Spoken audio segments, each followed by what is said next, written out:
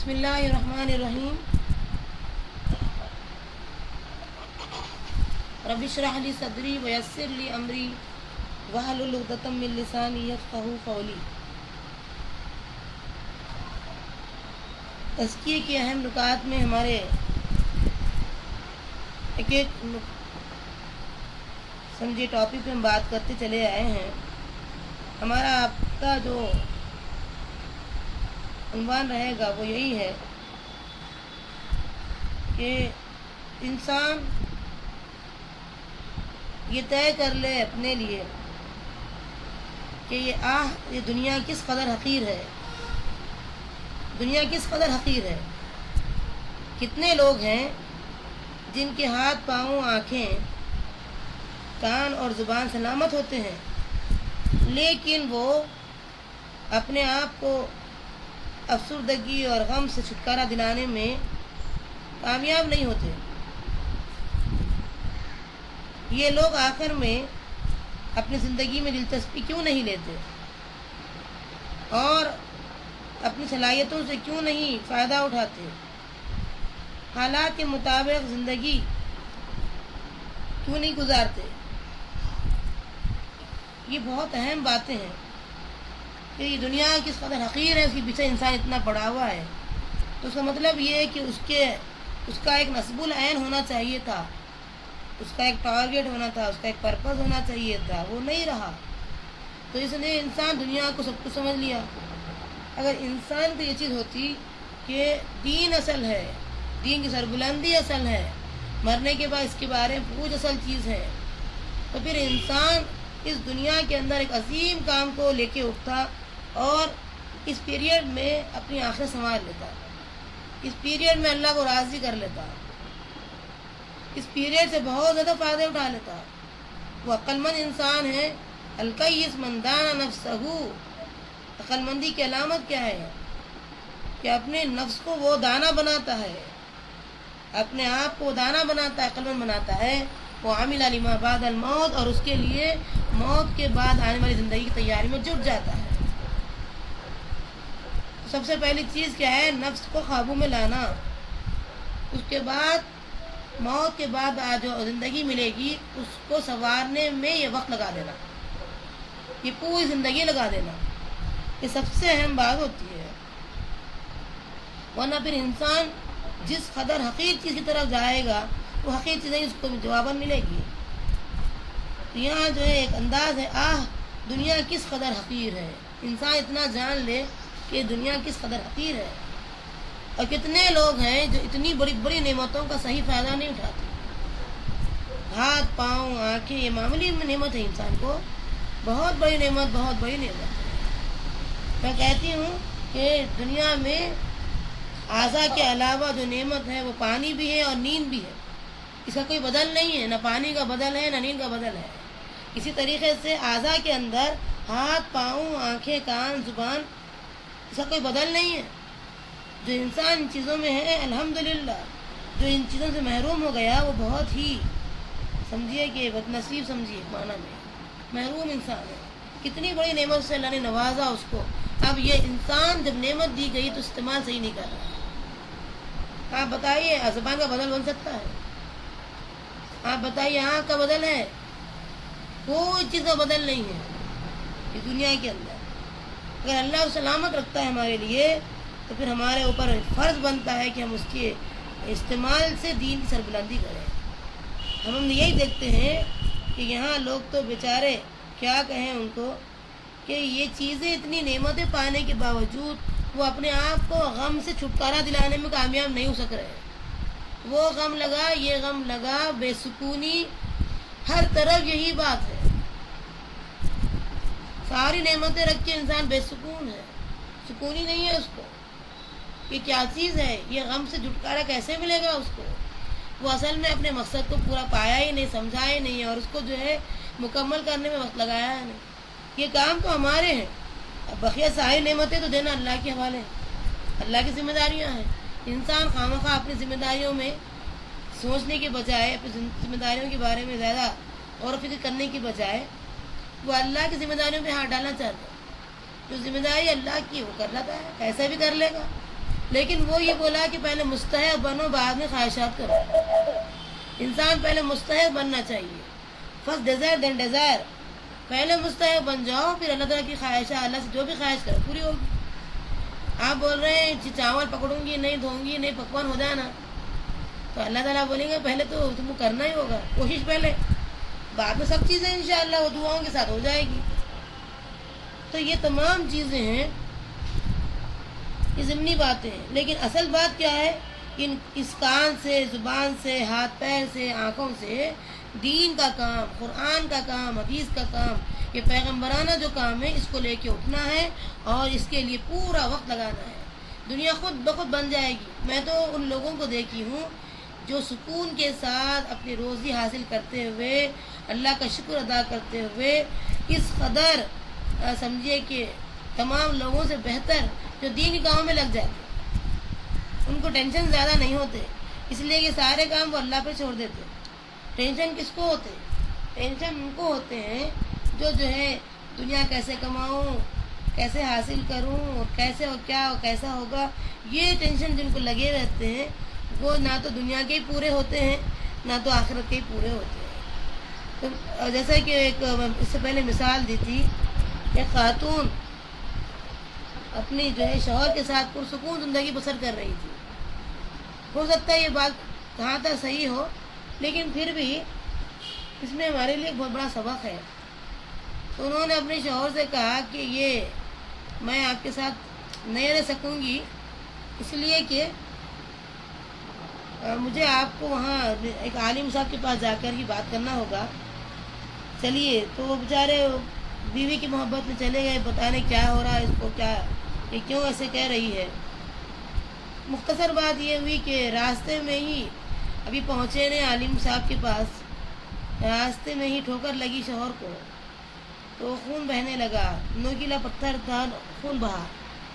اب بیوی جو ہے اپنے ہاتھوں صاف کی اور کہنے لگی شوہر سے چلو واپس جائیں گے، گھر چلے جائیں گے. تو انہوں بولنے لگے کہ بھئی دیکھو ابھی تو تم یہ الفاظ کہے کہ مجھے جو ہے مجھ سے خلا لے لو گی اور عالم صاحب کے پاس جانا ہے، اور ابھی کیا ہو گیا ہے کہ ارادہ بدل ہی گیا. تو بولنے لگی کہ نا یہ بات ہے کہ اب تک ہم خوشحال زندگی بسر کر رہے تھے، ہماری زندگی میں خوشحالی تھی. اب ہم یہ دیکھ رہے ہیں کہ یہ خوشحالی کی بیسس پر دنیا میں تو نعمت ملی جاتی ہے، آخرت میں صبر کے بدلے جنت ہے. صبر کا کوئی موقع ہی نہیں آ رہا تمہارے ساتھ رہ کر. اب دیکھ رہی ہوں کہ تم کو ٹھوکر لگی تو تم صبر کر رہے ہیں تکلیف پر، اور میں جو ہے تمہاری ساری جو ہے سمجھے تیمارداری کر کے الحمدللہ صبر کا موقع حاصل کر لوں گی. تو یہ ایک خیر واقعہ کے طور پر میں بیان کر رہی ہوں. اس میں کیا بات نکلی ہے کہ زندگی کے اندر ہر کام کو ہم یہ طے کر لینا چاہیے کہ یہ چیز کیا ہے، کہ یہ ضروری چیزیں ہیں آخرت کمانے کے واسطے. ہم چاہتے ہیں دنیا میں سکون سے گزارنا ہماری یہ اچھی بات ہے کہ اللہ گزارے، لیکن کبھی ایسے اونچ نیچ حالات آتے ہیں تو وہی امتحان ہوتا ہے.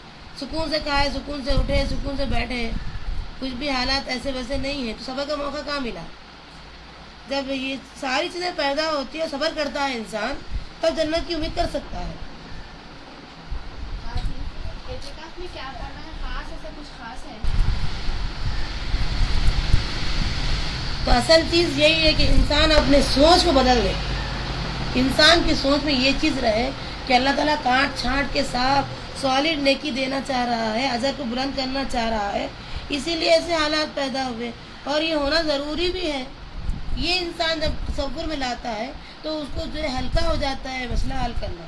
مسائل پر اتنا یعنی جیسا کہ آج کل کیا دیکھ رہے ہیں کہ چھوٹے چھوٹے مسائل پر جو ہے انسان کو ہارٹ فیل ہو رہا ہے یا پھر بی پی یا شوگر کے مریض بن رہے ہیں. اس کی وجہ کیا ہے؟ یہ تو خیر ایک موروثی بھی ہوتا ہے اور ایک ہیبت کھانا، اللہ تعالیٰ کی ذات کو رکھ کر کے بھی جو ہے سوچنا اس پر بھی ہوتا ہے.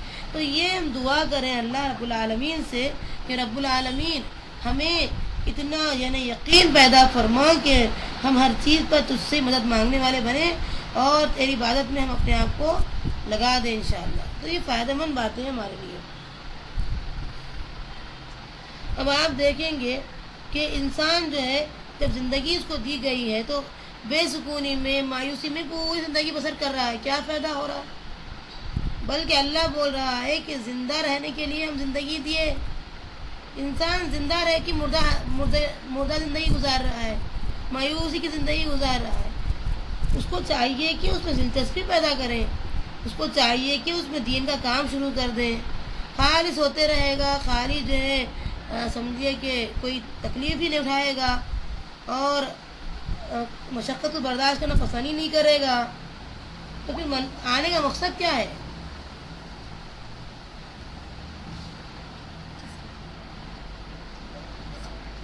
آنے کا مقصد تو فوت ہو گیا اس کا.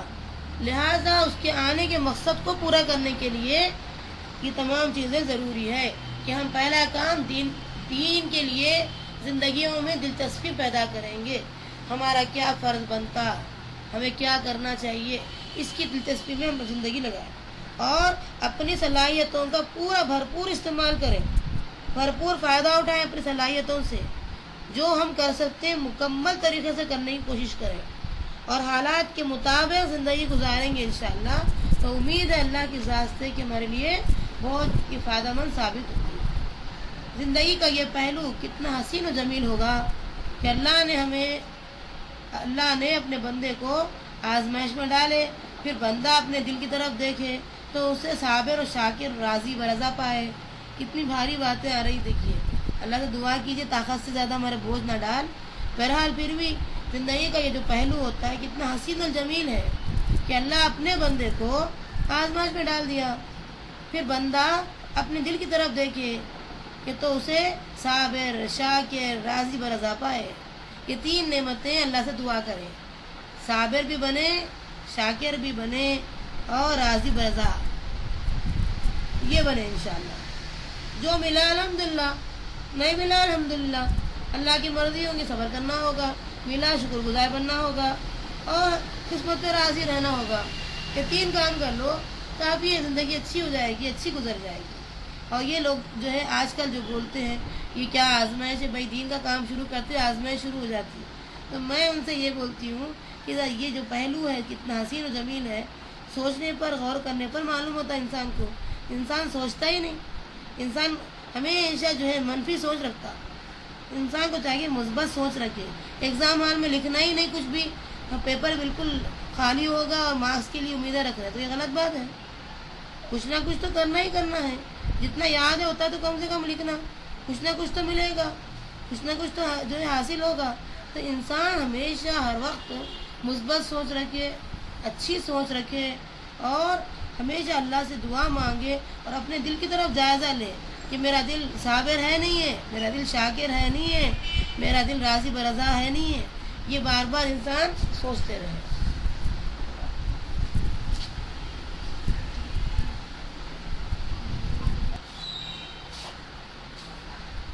اس کے بعد ہمارا پوائنٹ آتا ہے بعض اوقات آدمی پرواہ کیے بغیر اللہ کی ناراضگی کی بات کہہ دیتا ہے، جس کے نتیجے میں اللہ قیامت تک کے لیے اسے ناراض ہو جاتا ہے.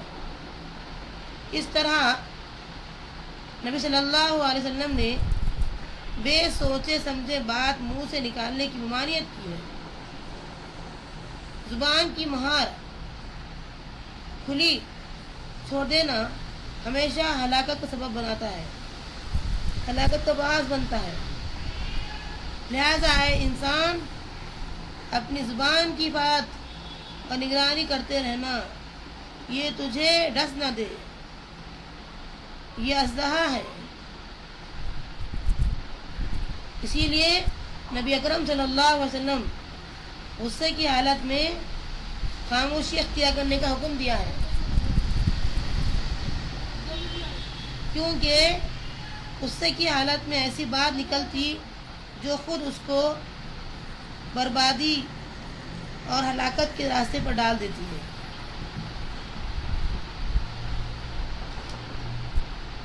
یہ بہت اہم ٹاپک ہے ہمارے لیے آج کہ انسان بے سوچے سمجھے اکثر بات کرنے کا عادی بن جاتا ہے، عقل مند نہیں ہوتا ہے. وہ سوچ سمجھ کر کے ایک ایک بات اللہ راضی ہوگا نہیں ہوگا کہ سارے سوچ کے بعد بات باہر نکالنا چاہیے، ورنہ پھر کیا ہوگا، وہ قیامت تک کے لیے اللہ تعالیٰ کو اپنے سے ناراض بنا لے گا۔ نبی صلی اللہ علیہ وسلم بغیر سوچ سمجھے کہ کوئی بات کہنے تھے، نہ تو آپ کرنے کی جو ہے اجازت دی ہے، ہمیشہ آپ ممانعت یعنی منع کیے ہیں کہ بے سوچ سمجھے کوئی بات منہ سے نہ نکالے۔ یہ جو زبان کی مہار ہے نا، یہ کھلی چھوڑ دینے سے کیا ہوتا ہے، اکثر ہلاکت کا باعث بن جاتا ہے یہ۔ اور انسان ایسی مخلوق ہے کہ اگرچہ کہ زبان اس کی چھوٹی ہوتی ہے لیکن بہت زیادہ بولتی ہے، جبکہ جانور کی زبان لمبی ہوتی ہے، بولتی ہی نہیں وہ زبان۔ انسان اور جانور میں کتنا بڑا فرق ہے۔ میں کہتی ہوں آسان نسخہ یہ ہے، زبان سے یہ یعنی اپنے آپ میں پہلے تول لینا کہ زبان صرف اور صرف اچھی بات کہے ورنہ نہ کہے۔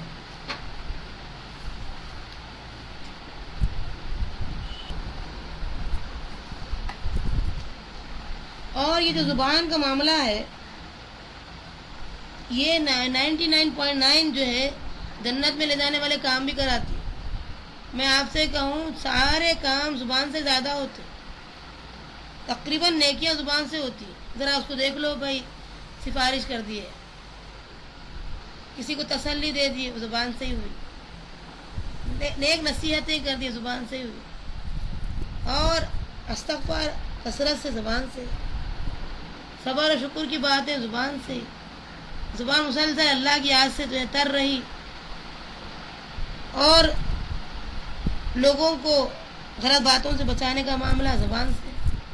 تو تقریباً پوری زندگی کا تقریباً حصہ زبان ہی پر ڈپینڈ، اور نیکیاں زبان ہی سے زیادہ ہوتی ہے۔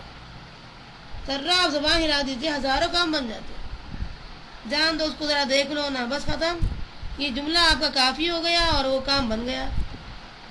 ذرا اس کے بارے میں تصور تھوڑا کرو نا، زبان تھوڑی سی حرکت میں لائے، لوگ پیسوں سے ہر چیز سے اس کے کام بنا دیے۔ تو انسان اپنی زبان کو متحرک کر کے بڑے بڑے نیکیاں کما سکتا۔ جو لوگ جو ہے دینے کے بعد جن کو جتنا ثواب ملنا چاہیے اتنا ثواب زبان کے ہلانے میں ملتی ہے اس کو۔ یہ نیکی جو ہے اتنی بہترین چیز ہے، آپ تھوڑا زبان کو حرکت میں لا لیجئے، تو جو لوگ پیسہ خرچ کر کے جو نیکی کمائے، وہ انسان زبان حرکت میں دے کر کے کمانے کے لائق بنا دیا، اس کو بھی نیکی ملی، اور چونکہ یہ جو ہے زبان کو حرکت میں لائے اس لحاظ سے ان کو بھی اتنی نیکی ملی۔ تو کتنا آسان کام ہے، زبان اتنی جو ہے آسانی سے نیکیاں حاصل کر سکتی۔ لیکن بدنصیبی انسان کی یہ ہے کہ کبھی بھی انسان ہمیشہ شکوہ شکایت کرنا، زبان سے غیبت کرنا، کسی کی ٹوہ میں رہنا، کسی کے پیچھے پڑ جانا، طنزیہ جملے بولنا، الزام تراشی میں، بہتان درازی میں، غیر ضروری جو ہے ان کے پیچھے جھوٹ موٹ کی باتیں، چغلی، یہ سارے اخلاق رذیلہ کے اندر پھنسا دیتے ہیں۔ اگر وہ لائر ہے تو جھوٹ موٹ کے فیصلے، اگر وہ بزنس مین ہے تو وہ جھوٹ موٹ کی جو ہے خرید و فروخت کی باتیں۔ کیا انسان اس زبان سے کیسے کیسے استعمالات میں لا کر کے اپنے آپ کو روز جہنم کا مستحق یا پھر جنت کا مستحق بنا رہا ہے۔ بس یہ تصور انسان محض ہے۔ اس لیے آج ہم جو لے کے اٹھنے جو کام شروع کرنے والے ہیں وہ ہے کہ انسان پورے طریقے سے زبان پہ قابو پا لے اور نفس کے اوپر قابو پا لے۔ یہ دو کام آج ہم کو کرنا ہے۔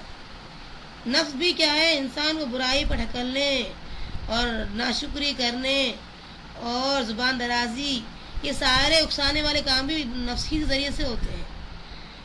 اور آپ دیکھتے ہیں جو نعمت ملتی ہے ناشکر ہوتا ہے انسان، اتنا ناشکرا کہ جانور کو بھی اگر آپ ہڈی ڈال دیں گے تو کبھی ناشکری نہیں کرے گا۔ گھوڑوں کو آپ دیکھیں گے جان جو ہے لگا کر کے آپ کی حفاظت کریں گے، جس کے بارے میں سورہ عادیات میں ہم پڑھیں، ان الانسان لربہ لکنود، انسان کیا ہو گیا ہے، اس قدر اپنے رب کا ناشکرا ہے کہ ساری نعمت ہے اس کے لیے اور وہ ناشکرا اپنے رب کا۔ تو یہ چیزیں جو ہے یہ بہت اہم باتیں ہوتی ہیں۔ میرا مقصد یہاں صرف بولنا یہ ہے کہ نفس کو کنٹرول میں لانا، اور زبان کو کنٹرول میں لانا. یہ دو نعمت مل گئی کامیاب. کیسے بھی انسان کامیاب ہو جاتا ہے یہ دو نعمتوں. اور یہ نفس کی نگرانی مسلسل کرنا, زبان کی نگرانی مسلسل کرنا.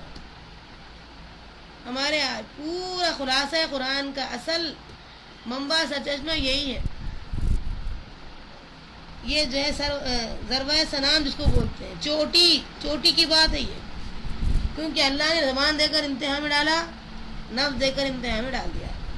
ورنہ اگر یہ دونوں پہ ہم کو کنٹرول نہ ہو اور اگر کر بھی لیں انشاءاللہ, فرشتوں کی عبادتیں ہماری عبادتوں کا مقابلہ نہیں کر سکتی. اتنا اللہ نے مقام دیا ہم. لیکن آج ہم دیکھ رہے ہیں ان پر قابو ہم نہیں سیکھے, ہمارے اندر اتنی طاقت ہم نہیں پیدا کریں, ان پر ہم تک قابو حاصل نہیں کریں, جس کے نتیجے میں کیا ہو رہا ہے کہ ہم کو ساری چیزیں بھگتنی پڑ رہی ہے. آپ دیکھیں, ایک جھوٹ کو نبھانے کے لیے 100 جھوٹ, پھر 100 جھوٹ کو نبھانے کے لیے 1000 جھوٹ. اس کے بعد آپ کا جو امیج ختم, نہ دنیا رہی نہ آخرت میں کوئی وہ تو سوال ہی نہیں کر سکتے کہ آخرت میں کیا ملے گا اس کو. یہ تمام چیزیں یہ صرف زبان کی وجہ سے ہے. لہذا اللہ سے دعا مانگے, اللہ اس زبان پر مکمل کنٹرول کرنے والی زندگی عطا کرے اور مسلسل میں اس زبان کی نگرانی کرتے رہو. نفس کی نگرانی اور زبان کی نگرانی یہ ضروری ہے, بہت ضروری چیزیں ہیں. تو یہاں یہ بتا رہے ہیں کہ اے انسان, اگر اس کی نگرانی نہیں کر لے تو وہ تجھے ایک اژدہے سے کم نہیں ہے, وہ تمہیں ڈس دے. اب یہ اکثر جو ہے نگرانی کب نہیں ہوتی ہے زبان کی, غصے کی حالت میں نہیں ہوتی. جب تک کہ بھاری باتیں نہیں بولے غصے میں, انسان کو تسلی نہیں ہوتی. انسان اپنے نفس کی تسلی کے لیے ایسی باتیں کہہ دیتا ہے کہ اس کو یہ اندازہ نہیں ہوتا ہے کہ اس کا جواب بھی دینا ہے اللہ کے پاس کھڑے ہو کر کے. ایک بات کا جواب دینا ہے اللہ کے پاس. انسان کو پتا ہے کہ وہ زیادتی کر رہا نہیں کر رہا.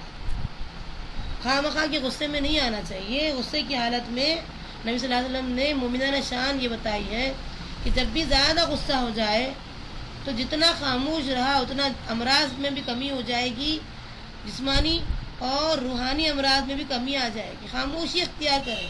اللہ تعالیٰ خود جواب دے دیتا, فرشتے کو مقرر کر دیتا. وہ فرشتہ آپ کو پتہ ہی نہیں چلتا کہ اس کے منہ میں راکھ بھرتے رہتا. اور مسلم کی حدیث ہے اللہ تعالیٰ اس کا بدلہ خود لے لیتا. چنانچہ آپ دیکھتے ہیں کہ ابو لہب کے بارے میں اللہ نے کیا فرمایا. ابو لہب جب نبی صلی اللہ علیہ وسلم کے نرینہ جو بیٹے کا جو انتقال ہوا تو وہ پہلے سے غمزدہ ہے نبی صلی اللہ علیہ وسلم. اوپر سے یہ کہہ رہا ہے جو ہے کہ اب نرینہ اولاد نہیں ہے, جڑ کٹ گئی ہے. ایسی باتیں کہا کہ اب اللہ کا بول بالا کرنے والا کوئی نہیں رہا, نام باقی نہیں رہا. تو کیا اللہ بدلہ نہیں لیا؟ اللہ نے کہہ دیا کہ وہ تو ہلاک بھی ہو گیا ہے اور اس کا نام و نشان لینے والا بھی کوئی بھی نہیں ہے. نشانیہ کا ہوا الابتر, اصل میں جڑ کٹا تو وہ ہے. کون رکھا نام ابو لہب کا؟ نہ کوئی غیر مسلم رکھا نہ مسلمان رکھا. کون رکھا نام ابو جہل کا؟ تو اللہ تعالیٰ خود انتقام لے لیتا ہے. اس لیے نبی صلی اللہ علیہ وسلم انتقام نہیں لیتے تھے. کہیں اللہ تعالیٰ کسی بندے سے کروا دیتے. حمزہ رضی اللہ عنہ چچا تھے, اپنے بھائی کا انتقام بھتیجے کی خاطر لے لیے, بھائی سے انتقام لیے. تو اللہ تعالیٰ کسی نہ کسی سے انتقام لینے کرا دیتا. ضرورت ہی نہیں ہے ہم کو خواہ مخواہ ہم کسی کی وجہ ہے انتقام کے معاملے میں سوچیں, بلکہ میں جیسا بتائی آپ کو کہ دشمنیاں نہ پالیں اور جو فرض ہے اس کو نبھائیں. زندگی انتہائی مختصر ہے, عداوتوں کے پیچھے ضائع نہ کریں, دشمنیوں کے پیچھے وقت ضائع نہ کریں. یہ بہت اہم باتیں ہوتی ہے. اللہ سے دعا مانگے اللہ تعالیٰ ہم کو اس کا اہل بنا دے. اور غصے کی حالت میں خاص طور سے خاموشی اختیار کرنے کا حکم ہے. اور خدا نہ خواستہ اگر یہ زبان نکل جائے, اس کی مہر جو ہے, اس کی جو مہار ہے وہ کھل جائے, تو پھر کیا ہوگا؟ وہ خود اپنے آپ کو برباد اور ہلاکت کی طرف لے جاتا. انسان کی ہلاکت آنا اگر ہے تو زبان باہر کھول دینا. اتنی اہم چیز ہے, نبی صلی اللہ علیہ وسلم نے اس کو اہمیت دی اس کو کہ یہ زبان بڑی سوچ سمجھ کر باہر نکلے, ورنہ اللہ قیامت تک سے ناراض رہے گا, اس کی دعائیں قبول نہیں ہوں گی, اس کی طرف نظر کرم نہیں ہوگی اللہ کی طرف سے. اور اللہ تعالیٰ اسے گناہوں میں کمی نہیں کرے گا، اتنا ناراض رہے گا اللہ تعالیٰ۔ لہٰذا ضرورت اس بات کی ہے کہ اللہ کی ناراضگی سے بچنا اور زبان کو کنٹرول میں نہ آنا، زبان کی نگرانی مسلسل کرتے رہنا اور نفس کی نگرانی مسلسل کرتے رہنا۔ یہ نفس کی شرارتیں زبان سے ظاہر ہوتی ہیں۔ گویا کہ نفس مثال لیجیے، وہ ہانڈی کی مانند ہے اور زبان چمچے کی مانند ہے۔ جو ہانڈی میں پکتا ہے وہی جو ہے چمچہ نکالتا ہے۔ اسی طریقے سے ساری دشمنیاں وغیرہ یہ نفس میں پیدا ہوتی ہے اور یہ نفس جو ہے اپنی زبان سے اس کا اظہار کر دیتا ہے۔ اس کے بعد ہم دیکھتے ہیں کہ تعجب ہے ان لوگوں پر جو حرام کھانے سے پرہیز کر سکتے تو ہے، زنا سے بھی بچ سکتے ہیں، چوری بھی الحمدللہ نہیں کرتے، لیکن اپنی زبان پر قابو نہیں رکھ سکتے۔ بڑی حیران کن بات ہے یہ کہ انسان بڑے بڑے کام سے بچ سک رہا ہے، لیکن زبان پر قابو یہ اس کے لیے مشکل بن گیا، اور اس کے ذریعے سے لوگوں کی عزتیں تار کرتے۔ عزتیں تار کرنا زبان سے جو ہے بہت بڑا مشغلہ ہے، یہ بھی آسانی سے لوگوں کی عزتیں تار کر دیتے۔ مختصر بات کیا ہے کہ انسان سوچے، غور و فکر کرے۔ الرحمن علم القرآن خلق الانسان علمہ البیان۔ اللہ جو نعمت ہمیں دیا ہے، اتنی بڑی نعمت کہ ہم ایک اسپیکر بنتے ہیں، مقرر بنتے ہیں، ہمارے اندر بولنے کی صلاحیت اللہ نے رکھا ہے۔ تو اس زبان سے جب ہم بولتے ہیں تو اس زبان کا استعمال صرف اور صرف اللہ کی جو ہے بول بالے کو بلند کرنے میں ہونا چاہیے۔ اور جیسے میں بتائی عجوبے کی بات کہ جانور کی جو زبان ہوتی ہے وہ لمبی ہوتی ہے لیکن وہ نہیں بولتا، انسان کی زبان چھوٹی ہوتی ہے اور وہ خاموش نہیں ہوتا۔ یہ بہت اہم بات ہے۔ خاموشی کم سے کم غصے کی حالت میں شروع کر دینا آج کا ہمارا ٹاپک۔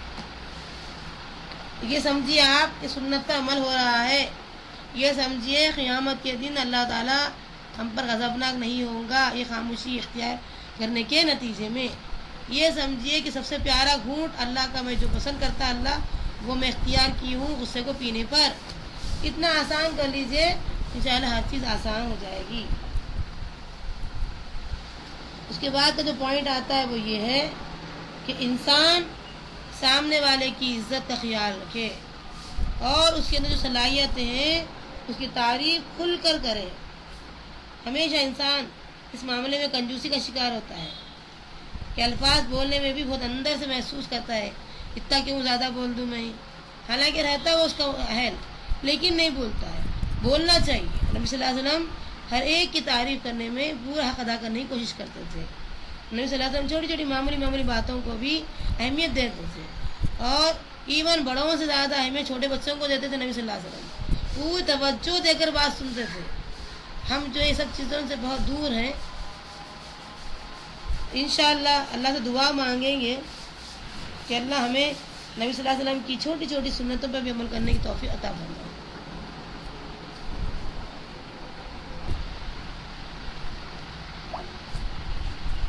جب ہم کھل کر تعریف کریں گے تو نبی اکرم صلی اللہ علیہ وسلم کی سنت بھی ہو جائے گی، اور آپ صلی اللہ علیہ وسلم تنقید جب کرتے تھے میانہ روی سے کرتے تھے، میانہ روی سے تنقید کرتے تھے، کیونکہ اس سے فائدے ہوتے ہیں۔ آدمی کو اتنا برا ثابت نہیں کرنا چاہیے کہ وہ بالکل برا بن جائے، اور برائی بولنے کے بھی ڈھنگ ہوتے ہیں، طریقے ہوتے ہیں کہ آدمی انڈائریکٹلی ہمیشہ کسی کی برائی ظاہر کرے، یہ کہیں فلاں کی طرح نہ بنے اور ایسے ویسے کام سے پرہیز کریں۔ اس طریقے کے معاملات ہم کریں گے تو اس میں فائدے ہوں گے، کیونکہ آپ دیکھیے اس کے لیے اہم کام کیا ہوتا ہے۔ اگر آپ کسی سے محبت رکھتے ہیں تو اس کی ایک غلطی جب ہو جاتی ہے تو فوری آپ کے ذہن میں ہزاروں سمجھیے سفارشی بن کر کے لے کے آنے والے تمام اعمال بن کے آتے سامنے۔ ارے وہ غلطی ایک کیا بھائی، کتنے اس کے پیچھے اس نے کیا ہوگا، کیا نہیں کیا ہمارے ساتھ، ایک ہو گئی تو جانے دو۔ اس طرح کا معاملہ ہر ایک کے ساتھ کرنا چاہیے. یہ بڑے ظرف والے لوگ کر سکتے کہ جیسے ایک محبوب سے غلطی ہو گئی تو ہم کو فوراً غلطی کے پیچھے اس کے احسانات یاد آ جاتے ہیں، کیا نہیں کیا ہمارے ساتھ ہو، تو وہ غلطی کو ہم بھول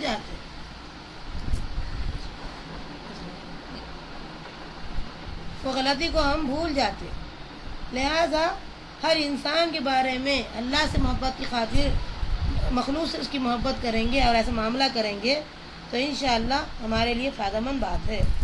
جب ہم جس انسان کے دل میں اپنی محبت کا اکاؤنٹ کھولیں گے تو یہ جو ہے اس کے اکاؤنٹ میں کیا ہوگا، جو آلریڈی جذبات ہیں اس میں اضافہ ہو جائے گا کہ جو ہے میری غلطی کو بھی نظر انداز کرتے ہیں یہ، لہٰذا مجھے ان کے ساتھ معاملات میں بہت احتیاط کی ضرورت ہے.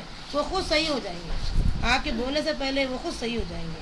انشاءاللہ یہ کام ہم شروع کریں گے تو فائدہ مند بات ہوگی. دوسروں سے اچھائی اپنی محبت میں اضافہ کا باعث بنتی ہے.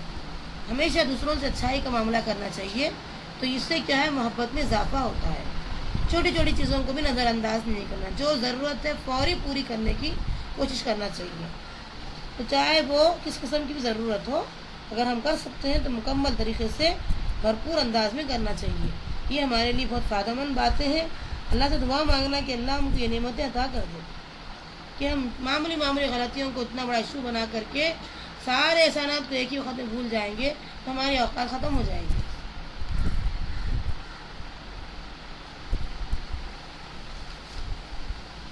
اس طریقے سے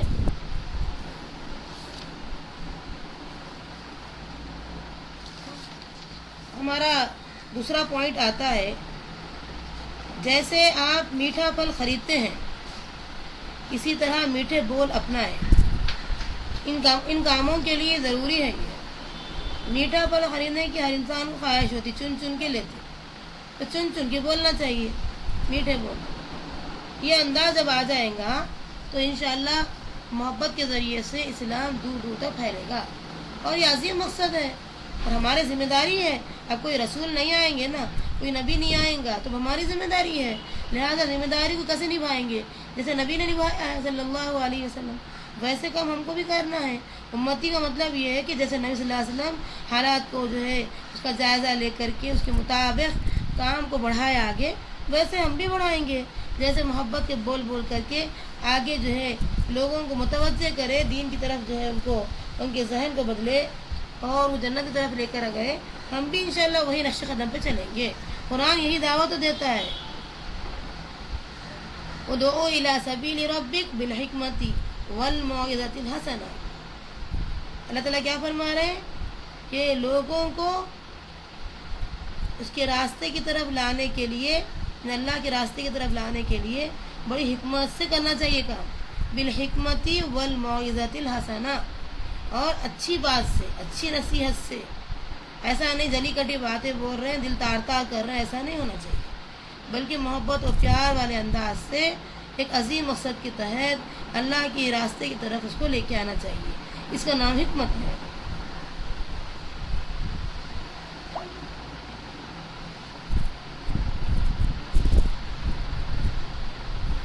انشاءاللہ اللہ تعالیٰ سے دعا مانگے اور یہ کام کو ہم آگے بڑھائیں. میرا رب بہت بڑا اور بلند و برتر ہے، جس کی مدد اللہ کرے اسے کون شکست دے سکتا ہے. جس کی مدد اللہ کرے اسے کون شکست دے سکتا ہے. ضرور ظاہر سی بات ہے، انشاءاللہ ہماری مدد تو اللہ ہی کرے گا، کیونکہ اس کی مخلوق کو دین پہنچانا وہ ہمارے ذمے ہے. اس لیے ہم اس کام کو لے کے اٹھے ہیں. اور رب بڑا اور بلند و بالا ہے، بلند و برتر ہے، لہذا اس کی کبریائی کو پورے زمین پر منوانا ہے، اس کا حکم چلانا ہے. انشاءاللہ یہ کام کو ہم جب کریں گے اللہ کی مدد ملے گی. ہم دعا مانگیں گے، ایاک نعبد و ایاک نستعین. اے اللہ ہم تیری یہ بندگی کرنا چاہ رہے ہیں، سر بلندی کے لیے ہم لگے رہنا چاہ رہے ہیں. و ایاک نستعین، تو اس کام کے لیے تیرے ہی مدد کی ضرورت پڑتی ہے، لہذا تو مدد فرما دے. تو جب اللہ مدد کرے گا تو کون ہے جو ہمیں شکست دے سکتا ہے؟ ہم انسانی طاقت کی طرف نظر نہ رکھیں بلکہ اللہ کی طاقت کی طرف نظر رکھیں. اس کے بعد زندگی کی وہ بڑی گھڑی جو بہت بے رحم ہوتی ہے کہ جب کوئی ضرورت مند آپ کے سامنے آتا ہے، آپ کے دروازے پر آئے اور بے مراد لوٹ جائے، کتنی یعنی یہ موقع آیا تھا، پھر سب کچھ رکھ کر کے بھی ہم اس کو واپس لوٹا دیے، یہ بڑی بے رحم گھڑی ہوتی ہے۔ اللہ ہم سب کو بچائے رکھنا۔ کوئی آدمی آپ سے نصیحت حاصل کرنا چاہتا ہے، کوئی آدمی آپ سے مدد لیتا ہے کسی طریقے کی بھی، اور ہم اس کو لوٹا دے رہے ہیں، بے مراد لوٹا دے رہے ہیں، تو یہ ہمارے لیے بے رحمی اور اس کے حق میں بے رحمی ہے، ہمارے لیے بھی بے رحمی اس حساب سے ہے کہ ہم اپنے لیے ذخیرہ آخرت نہیں تیار کیے۔ اور آج ہمارا معاملہ روحوں کے ساتھ یہی ہے، روح کے ساتھ بہت ناانصافی ہو رہی ہے، روح کی غذا کے لیے کچھ بھی نہیں کر رہے، تھوڑا بہت کر رہے تو رمضان کے اندر کر رہے ہیں، رمضان کے بعد تو رمضان گیا خدا گیا جیسی بات ہو رہی ہے۔ خدا کو تو ہمیشہ اگر یاد کرنا ہے تو کوئی لمحہ ایسا نہیں ہے جس میں معبود ہم سے دور ہے یا چلے گیا نہیں۔ رمضان کا مہینہ چونکہ فضیلت کے حساب سے سارے مہینوں میں وہ جو ہے سب سے اونچا مہینہ ہے، اس میں جو ہے درجات میں اضافہ ہوتا ہے، اجر میں زیادتی ہوتی ہے، اس حساب سے ہے، لیکن اسی کو خدا بنا لیا اور اسی میں جو ہے سارے اچھے کام ہو رہے ہیں، رمضان کے بعد نہیں ہو رہے ہیں، تو یہ جو ہے بد نصیبی ہے۔ اس طریقے سے روح کی غذا کا کام ہمیں کرنا ہوگا۔ روح بیچاری سکتی بلکتی مردہ بھی ہو چکی ہوگی، کیونکہ اسے کتنی غذا کی ضرورت ہے۔ یہ نیک اعمال روح کی غذا بنتے ہیں، تو روح کی غذا کے لیے، روح کو صحت مند بنانے کے لیے، اس کو وٹامنز اور پروٹین وغیرہ سب کچھ دینے کے لیے ہمیں محنت کی ضرورت پڑتی ہے۔ اور لوگوں کی جائز ضروریات پوری کرنا بڑی عبادت ہے، لوگوں کی جائز ضروریات پوری کرنا بہت بڑی عبادت ہے، کیونکہ آپ دیکھتے ہیں ہم ہمیشہ اپنے حساب سے سوچتے، لوگوں کو ہمیشہ اپنے حساب سے سوچتے ہیں، حالانکہ چاہیے کہ ہم اس کی ضرورت کے حساب سے سوچیں۔ بعض اوقات ہم کیا ضرورت مند کو بے ضرورت سمجھتے ہیں، اور جو ضرورت مند نہیں ہے اس کو ضرورت مند سمجھ کے دے دیتے ہیں۔ اسی لیے اللہ سے مدد مانگنا ہے، اللہ یہ ضرورت مند واقعی ہے تو میرے مال میں سے اس کا حصہ نکال دے، دعا کرنا ہر معاملے میں۔ تو یہ سب کیا ہے؟ عبادت ہے، یہ سب عبادت ہے۔ اگر میں اپنے بھائی کی کسی ضرورت کے لیے اس کے ساتھ چلوں، اس کی ضرورتیں پوری کر دوں، تو یہ مجھے اس سے زیادہ پسند ہے کہ اس مسجد میں ماہ اعتکاف کروں۔ نبی صلی اللہ علیہ وسلم کی حدیث ہے یہ کہ مسجد میں اعتکاف 1 ماہ کا کرنے سے زیادہ بہتر بات کیا ہے کہ ایک آدمی کی ضرورت کو پورا کرنے میں وقت لگائے، ساتھ چلے، ضرورت کو پوری کرے۔ اور آج کا ہمارا جو یعنی عنوان ہے کہ ہم اپنی ضرورتیں پوری کرنے میں پورا وقت لگاتے، کسی کی معمولی ضرورت پوری کرنے کے لیے بھی وقت نہیں لگاتے، بلکہ ہم کو تو ڈیووٹ ہونا چاہیے اس معاملے میں، اس لیے کہ اعتکاف کا جو اجر ہے وہ تو معلوم ہے آپ کو، بے شمار اجر اللہ دینے والا ہے۔ تو وہ اجر جو 1 مہینہ مسلسل کرنے پر مل سکتا ہے، وہ اجر اللہ تعالیٰ اس کو کسی بھائی کی ضرورت پوری کرنے میں دے رہے ہیں۔ کتنی بڑی نعمت ہے بتائیے آپ۔ مختصر کیا ہے کہ ہر چیز کو اگر ہم عبادت سمجھ کے کریں گے تو اس میں انہماک، دلچسپی پیدا ہوگی اور اللہ بھی ہم سے راضی ہو جائے گا۔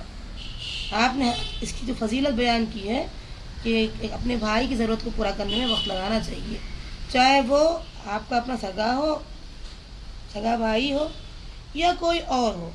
بہرحال مخلوق تو اللہ کا کنبہ ہے، الخلق عیال اللہ، حدیث کے الفاظ ہیں، پوری مخلوق جو ہے اللہ کا کنبہ ہے۔ اگر ہم اس لحاظ سے سوچیں گے تو انشاءاللہ بے لوث کام کریں گے انشاءاللہ، اور اس کا بہترین اجر ہم انشاءاللہ ضرور پائیں گے۔ اس کے بعد آتا ہے، لوگ عام طور پر اپنے لیے دعائیہ کلمات پسند کرتے ہیں۔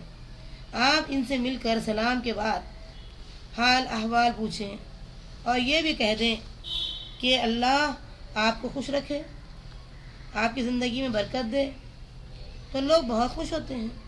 کسی آدمی سے ملے، اس کے پیچھے اس کے بچے ہمراہ ہوں گے، تو آپ کہہ سکتے ہیں اے اللہ ان سے آپ کی آنکھیں ٹھنڈی کرے، اللہ آپ کی وحدت کو، یونٹی کو قائم رکھے، اللہ کرے کہ آپ کی اولاد نیک زندگی بسر کرے، وغیرہ وغیرہ. اس کا لوگوں کے دلوں پر عجب اثر ہوتا ہے، ایک عجب انداز کی بات ہوتی ہے. یہ ہمیشہ یاد رکھنا ہے کہ دعائیہ کلمات سے لوگوں کو جو ہے انشاءاللہ ہم متوجہ کر سکتے ہیں دین کے اور باتوں کی طرف. زیادہ سے زیادہ دعا پیش کرنا چاہیے، یہ الفاظ کو بار بار یاد رکھنا چاہیے کہ اللہ آپ کی اولاد سے آپ کو ٹھنڈک عطا فرما دے، آپ کی جو یونٹی کو برقرار رکھے، آپ کی اولاد سے نیک، آپ کی اولاد نے زندگی بسر کرے، وغیرہ وغیرہ. اس سے فائدے ہوں گے انشاءاللہ. اور انشاءاللہ آج سے ہم شروع کریں گے، یہ بہت اہم کام. ہم ایک پہلی چیز کیا سنے ہیں کہ زبان پر پورا کنٹرول، نفس پر کنٹرول، اور پھر سمجھیے کہ محبت میں کس طریقے سے ہم اضافہ کر سکتے ہیں، تنقید کا کتنے کیسے انداز کی ہونی چاہیے، اور تعریف کس انداز کی ہونی چاہیے، اللہ کے اکاؤنٹ میں اپنی جو ہے نیکیاں کس طریقے سے بڑھانا چاہیے، اور اس طریقے سے میٹھے بول اختیار کرنا چاہیے میٹھے پھل کی طرح، اور لوگوں کی ضرورتوں میں کو پورا کرنے میں وقت لگانا چاہیے. یہ بڑی بڑی باتیں الحمدللہ، اس کو ہم بار بار یاد دہانی کرتے رہیں، اور اپنے دل کو انشاءاللہ اس کا جو ہے نفس کو اس کا حل بنا دیں گے انشاءاللہ، تو ہمیں خوشی ملے گی اندر ہی سے، ایسی خوشی جو پہننے اوڑھنے سے نہیں ملتی. اور یہ دعا میں سب سے یعنی بڑھ چڑھ کر کرنا چاہیے دعائیں. کیوں؟ جب ہم دوسروں کے لیے دعا کرتے تو اللہ تعالیٰ ہمارے ساتھ اپنے فضل کا معاملہ کرتا. ہم دوسروں کے لیے دعائیں کرنے کی عادت ڈالنا، اللہ تعالیٰ انشاءاللہ اپنے فضل کا معاملہ ہمارے ساتھ کرے گا. ہم سمجھتے نہیں کہ خام خواہ دوسروں کو اتنی دعائیں کیوں دینا. تو آپ دیکھیے پیغمبر جب دعا کرتے تھے تو رب اغفر لی ولی والدیہ وللمؤمنین والمؤمنات. نوح علیہ السلام کی دعا دیکھیے آپ، پہلے اپنے لیے دعا کیے، اور پھر اس کے بعد والدین کے لیے کہ اللہ ان کے گناہوں کو کور کر دے، میرے گناہوں کو کور کر دے. اور مومن مردوں مومن عورتوں کو جو قیامت تک آئیں گے تو ان کے لیے دعا ہے کہ نہیں؟ مومن مرد مومن عورتوں کے لیے دعا ہے کہ نہیں؟ تو اس سے کیا اندازہ ہوا ہے کہ پیغمبر بھی اس کی اہمیت کو سمجھتے تھے کہ دعا کرنے میں سب کو جمع کرنا چاہیے، سب سے اچھا معاملہ کر، دعا کو محدود نہیں کرنا، فلاں فلاں سے اچھا کر دے، ایسا نہیں کرنا، یہ تو غلط بات ہے. دعا میں ربنا آتینا فی الدنیا حسنہ، ہم سب کو بھلائیاں دے، اور فی الآخرۃ حسنہ، اور آخرت کی تمام نعمتیں سب کو دے. یہ دعا کرنا ہے، انشاءاللہ اس سے فائدے ہوں گے. اور یہ دعا صرف اللہ سے مانگنی چاہیے. اور اگر زندہ لوگ ہیں، موحد ہیں، توحید پرست ہیں، ان سے دعا کو بول سکتے ہیں. سب کے لیے نہیں بولنا چاہیے آپ دعا کیجیے آپ دعا کیجیے، کیا پتہ ہے موحد ہے نہیں ہے. تو یہ بھی دیکھنا ہوگا کہ زندہ بھی رہیں وہ موحد بھی رہیں، ان سے کہیں، توحید پرست لوگوں سے دعا کی درخواست کر سکتے ہیں. قال ربکم ادعونی استجب لکم، تمہارے رب نے کہا کہ مجھ سے مانگو، مجھ سے دعا کرو، میں تمہاری دعاؤں کا قبول کرنے والا ہوں. تو دعا مستقل کرنا چاہیے. دعا خود ایک عبادت ہے، دعا مغز ہے عبادت کا. مغز کے بغیر چھلکے کیا اہمیت ہوتی ہے؟ تو دعا اصل چیز ہے. دعا سے جو ہے ہزاروں معاملات طے ہو جاتے ہیں. دعا مومن کے لیے بہت بڑا ہتھیار ہے کہ اس دعا کے ذریعے سے انسان بہت سے کام نکال لیا ہے. انشاءاللہ ہم رب العالمین سے دعا کریں گے، اور رب العالمین کی دعا اس وقت قبول کرے گا جب ہم اس کے احکامات کو مانیں گے، عمل کریں گے. اس کے بعد آتا ہے پوائنٹ ہمارا، نبی صلی اللہ علیہ وسلم اپنے احساسات پوشیدہ نہیں رکھتے تھے، بلکہ جس کے لیے جتنے ہوتے اس کے سامنے اظہار کر دیتے. کبھی ایسا نہیں ہوا کہ نبی صلی اللہ علیہ وسلم اپنے احساسات چھپا کر رکھے. یہ چیزیں جو ہے عام طور پر بچوں کو سکھانی چاہیے شادی سے قبل، کہ ایک پرسکون زندگی گزارنے کے لیے نبی صلی اللہ علیہ وسلم کی سنت کو اپناؤ. کہ اکثر یہ ہوتا ہے لڑکی کو یہ بتایا جاتا ہے کہ اپنے دل کی جذبات ظاہر نہیں کرنا، اور جو ہے لمٹ میں رہنا، اگرچہ کہ تم کتنی محبت کرتے ہو ظاہر نہیں دکھانا، ظاہر کر کے نہیں بتانا، اس طرح کی باتیں ہوتی، سب الٹی نصیحتیں ہمارے پاس، صحیح بات تو ہوتی نہیں۔ یہاں یہ بیان کیا جا رہا ہے کہ اپنے احساسات اور جو بھی اپنے جذبات ہیں محبت کے، اس کو پوشیدہ نہیں رکھنا چاہیے، اس کو واضح کرنا چاہیے۔ نبی صلی اللہ علیہ وسلم عائشہ رضی اللہ عنہا سے محبت کا اظہار کیسے کرتے تھے؟ اے عائشہ جب تم غصے میں ہوتی ہو نا تو مجھے پتہ چل جاتا۔ تو عائشہ رضی اللہ عنہا کہنے لگی اللہ کے رسول ایسے کیسے؟ آپ نے فرمایا جب تم غصے میں ہوتی نا تو میرا نام نہیں لیتی تھی، میں دیکھا ہوں کہ جب تم میرے ساتھ اچھی حالت میں ہوتی، محبت کرتی ہو تو تم یہ کہتی ہیں رب محمد کی قسم، جب تم مجھ سے ناراض ہوتی ہو تو کہتی ہو کہ رب ابراہیم کی قسم، تو میں پہچان لیتا ہوں۔ تو آپ جذبات کا اور اس کے احساسات اور بیوی کن کن باتوں سے خوش ہوتی ہے، یہ ساری چیزیں آپ کھول کے بیان کرتے تھے، ہر ایک سے محبت اور پیار والا انداز ہوتا تھا۔ اس طریقے سے عام لوگوں سے بھی اس کے حساب سے ہوتی تھی باتیں، عمر رضی اللہ عنہ سے ان کے حساب سے، عثمان غنی رضی اللہ عنہ ان کے حساب سے، بہرحال ہر ایک کو اپنے اپنے حساب سے آپ صلی اللہ علیہ وسلم بات کرتے ہیں۔ ایون غریب اور بھی ہو تو صدقہ اس کا سمجھتے تھے کہ مسکرا دے صدقہ بنے گا، اور پھر اس کی جذبات کا خیال رکھتے ہوئے وہ جو چیز پسند کرتا ہے اس سے بات کرتے تھے۔ تو یہ انداز تھا نبی صلی اللہ علیہ وسلم کا، اور میٹھی میٹھی باتیں آپ صلی اللہ علیہ وسلم کی زبان سے اکثر نکلا کرتی تھی۔ اللہ سے دعا کیجئے اللہ ہمارے سے بھی جو ہے یہ کام کروائے، اور جس کے لیے جتنا ضرورت ہے نبی صلی اللہ علیہ وسلم وہ برابر اظہار کر دیتے تھے کہ اس کے پاس اتنی صلاحیتیں ہیں، اس کے پاس اتنی خوبیاں ہیں، لہذا اس کا اظہار کر دیں۔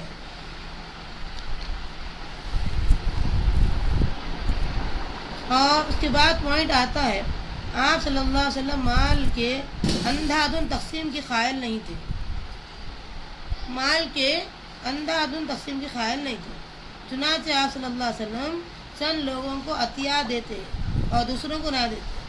جن افراد کو عطیات نہ دیتے وہ دل ہی دل میں ناراض ہو جاتے کہ ہمیں نبی صلی اللہ علیہ وسلم کس بنیاد پر ہمیں محروم رکھے۔ آپ صلی اللہ علیہ وسلم کے کانوں میں اس کی ناراضی کی بھنک پڑتی تو آپ ممبر پر تشریف لائے۔ ایک بار ایسا ہی ہوا، آپ صلی اللہ علیہ وسلم اللہ کی حمد و ثنا بیان کرنے کے بعد فرمایا واللہ میں ایک آدمی کو عطیہ دیتا ہوں اور دوسرے کو چھوڑ دیتا ہوں، جسے چھوڑ دیتا ہوں وہ مجھے اس سے بڑھ کر محبوب ہوتا ہے، جسے دیتا ہوں اس کے مقابلے میں جسے نہیں دیتا ہوں وہ محبوب ہوتا ہے۔ لیکن چند افراد کو صرف اس لیے دیتا ہوں کہ میں ان کے دلوں میں ان کی بے چینی دیکھ لیتا ہوں، اور چند لوگوں کو ان کی قلوب میں اللہ کی طرف سے ڈالی گئی خیر کی سپرد کر دیتا ہوں۔ انہی میں سے ایک عمر بن تغلب ہے۔ جب انہوں نے آپ صلی اللہ علیہ وسلم کی سے برسر عام اپنی تعریف سنی تو بہت خوش ہوئے اور کہا واللہ مجھے پسند نہیں کہ آپ صلی اللہ علیہ وسلم کے ان جملوں کے بدلے میں مجھے سرخ اونٹ مل جائے۔ اہل عرب کے نزدیک سرخ اونٹ نہایت بیش قیمت ہوتے تھے، بہت ہی بیش قیمت ہوتے تھے، اسی لیے کسی شے کی اہمیت بتانے کے لیے اس کی جتانے کے واسطے یہ جو ہے روزمرہ کی زبان میں سرخ اونٹ کا استعمال ہونے لگا۔ تو آپ جانتے ہیں نبی صلی اللہ علیہ وسلم کسی کو کچھ دے دیتے تھے تو یہ تعریف قلب کے لیے دیتے تھے کہ ابھی ابھی اسلام لائے ہیں، ان کو شاید ہو سکتا ہے ضرورت پیش آ جائے، وہ ابھی اسلام جو ہے لانے سے جو تکلیفیں میں دو چار ہے وہ یہ ضرورت کو پوری کرنے میں یہ پیسہ کام میں آ جائے، یہ نیت سے آپ صلی اللہ علیہ وسلم کو ان کو پیسے دیا کرتے تھے۔ لیکن جو لوگ یہ سمجھتے تھے کہ جو نبی صلی اللہ علیہ وسلم ہم کو محروم کر دیے حالانکہ ہم اتنے سال سے آپ کا ساتھ دے رہے ہیں، تو یہ غلط فہمی ہے ان کی۔ ان کو سمجھ لینا چاہیے کہ نبی صلی اللہ علیہ وسلم ان کو ان سے زیادہ چاہتے ہیں، اور آپ کو پتہ ہے اگر سارے لوگ بکریاں اونٹ بھیڑ اپنے ساتھ لے کے جائیں اور کچھ لوگ جو ہے نبی صلی اللہ علیہ وسلم کی محبت کو اپنے گھر لے کے جائیں، زیادہ بہتر بات کون سی ہے؟ اونٹ بکرے بھیڑ یہ کیا ہے؟ یہ تو جو ہے آنی جانی فانی چیزیں ہیں، لیکن اصل چیز کیا ہے؟ آخرت میں بھی لے جانے والی چیز، خبر میں بھی کام آنے والی چیز نبی صلی اللہ علیہ وسلم کی محبت، نبی صلی اللہ علیہ وسلم پر جو ہے ان کے اسوے پہ چلنا، یہ اصل چیز ہوتی ہے۔ چنانچہ آپ دیکھتے ہیں کہ آپ ممبر پہ جب تشریف لے کر گئے اور یہ بات بیان کی، اس کے بعد آپ نے کیا فرمایا کہ میں عمر بن تغلب جو ہے ان کو جو ہے ان میں سے ایک فرد مانتا ہوں جو اللہ کی طرف سے ڈالی گئے خیر، جن کو دیا گیا اللہ کی طرف سے جو خیر ملتا ہے نا، یہ بکریوں میں، یہ مالوں میں نہیں ملتا، اللہ کی طرف سے جو ملتا ہے۔ بعض لوگ سمجھتے نہیں کہ نیکی کے بدلے میں اللہ تعالیٰ بہت بڑی نعمت ان کو دے دیتا ہے، جو پیسہ کے ملنے سے نہیں ملتی۔ انسان پیسہ جتنا بھی کما لے اس کو وہ نعمت نہیں ملتی، جبکہ اللہ تعالیٰ اس کو اپنے فضل سے، اپنے جو ہے اپنے پاس سے دیتا ہے جو نعمت۔ تو ہمیشہ اللہ تعالیٰ کے فضل کی طرف دیکھنا چاہیے کہ معمولی پیسوں سے جو ہے اپنے دین کو اور بڑی بڑی توقعات رکھنا یہ اچھی چیز نہیں ہے۔ چنانچہ آپ دیکھتے ہیں کہ عمر بن تغلب یہ کہتے ہیں کہ اہل عرب کے نزدیک جو الفاظ ہے کہ سرخ اونٹ بڑی قیمت والا ہوتا ہے، 1 لاکھ قریب اس کی قیمت بنتی ہے، وہ سرخ اونٹ کے جو الفاظ وہاں استعمال ہوتے ہیں بڑی قیمت والی چیز کے لیے استعمال ہوتے ہیں، کہنے لگے کہ واللہ مجھے یہ چیز اتنی زیادہ پسند آئی، ان جملوں کے بدلے میں اگر سرخ اونٹ مل جاتے تو مجھے اتنی خوشی نہیں ملتی۔ تو نبی صلی اللہ علیہ وسلم نے میرے بارے میں بیان کیا ہے کہ میں اللہ کی طرف سے ڈالی گئی خیر کے تلاش میں ہوں، میرے دل میں اس خیر کے لیے محبت ہے کہ اللہ مجھے اپنے پاس سے دے لے۔ یہ جو چیزیں چھوٹی موٹی جو ملتی ہیں اس سے مجھے کوئی فائدہ زیادہ خاطر خواہ فائدہ نہیں ہوتا۔ تو کبھی ایسا ہوتا ہے کہ انسان محبت میں ہو، مال میں ہو، اگر کبھی کچھ کمی زیادتی دیکھ رہا ہے تو اس کو صحیح سوچے، غلط نہ سوچے۔ ابو ہریرہ رضی اللہ عنہ کہتے ہیں روز قیامت آپ کی شفاعت کا حقدار کون ہوگا؟ آپ نے فرمایا تمہارا شوق دیکھتے ہوئے میرے علم کے مطابق یقین تھا کہ مجھ سے اس معاملے کے بارے میں تم سے قبل کوئی نہیں پوچھے گا۔ روز قیامت میری شفاعت کا حقدار وہ ہوگا جو صدق دل سے یہ اقرار کرے کہ اللہ کے سوا کوئی معبود نہیں اور میرے اسوے پہ چلے۔ تو بتا رہے دیکھیے ابو ہریرہ رضی اللہ عنہ کی حدیث اتنی پیاری حدیث ہے، کیا فرما رہے؟ قیامت کے دن شفاعت کا حقدار کون؟ آپ نے فرمایا مجھے یقین تھا کہ تمہارا شوق جو ہے جو میں دیکھ رہا ہوں میرے علم کے مطابق کہ تم سے پہلے کوئی نہیں پوچھے گا یہ سوال، تو یقیناً تم پوچھ لیے، لہٰذا اب شفاعت کے حقدار بننے کی کوشش کرو، صدق دل سے یہ کام شروع کرو کہ اللہ کے سوا کوئی معبود نہیں ہے اور محمد رسول اللہ صلی اللہ علیہ وسلم کے اسوے پر چلتے رہو۔ یہ اتنی بھاری بات ہمارے لیے آئی ہے۔ انشاءاللہ کل بہت اہم ٹاپک رہے گا اور میں چاہوں گی کہ اس کو کل مکمل کر لوں، کیونکہ یہ میرے خیال کے مطابق شاید مکمل نہیں کر سکوں گی میں، تھوڑا اور مزید ہے۔